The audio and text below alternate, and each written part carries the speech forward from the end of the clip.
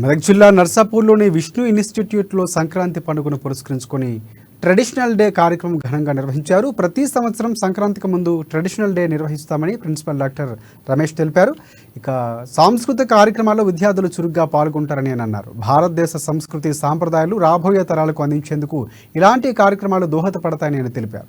ఇక ఈ వేడుకలో vice principal VVS Rajendra Prasad, అధ్యాపకులు, విద్యార్థులు పాల్గొన్నారు.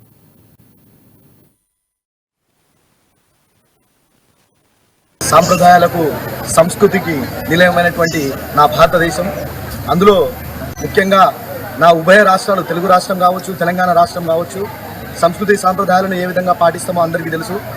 అయితే ఇలాంటి అంతరించిపోతున్నటువంటి సంస్కృతి సాంప్రదాయాలు, పండుగలపై ఉన్నటువంటి అవగాహన ఈ రోజు ఉన్నటువంటి నేటి తరంలో లేకపోవడం వల్ల ప్రతి సంవత్సరం కూడా అన్ని పండుగలను కలుపుకొని ఒక వేదికపైకి తీసుకొచ్చేటటువంటి విధంగా సాంప్రదాయ దినోత్సవం, ట్రెడిషనల్ డే అనేటువంటి ఒక పేరుతోటి ప్రతి కళాశాలల లోపల కూడా ఈ యొక్క దినోత్సవాన్ని జరుపుకుంటా ఉన్నాం.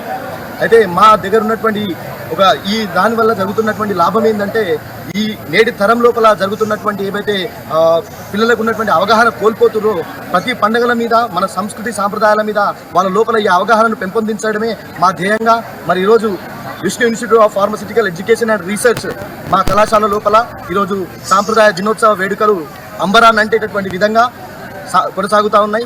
ఎడ్యుకేషన్ అండ్ రీసెర్చ్ వైపర్ అనే ఈ సంస్థ ప్రతి ఇయర్ సక్సెస్ఫుల్గా ఈ మకరోత్సవాన్ని పెద్ద ట్రెడిషనల్ డే సెలబ్రేషన్స్ ఘనంగా జరుపుకుంటుంది.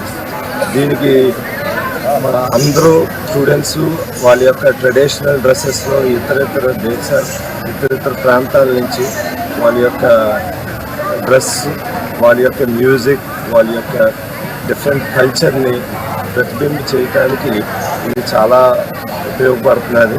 సాంప్రదాయాలకు సంస్కృతికి నిలయమైనటువంటి నా భారతదేశం, అందులో ముఖ్యంగా నా ఉభయ రాష్ట్రాలు, తెలుగు రాష్ట్రం కావచ్చు, తెలంగాణ రాష్ట్రం కావచ్చు, సంస్కృతి సాంప్రదాయాలను ఏ విధంగా పాటిస్తామో అందరికీ తెలుసు.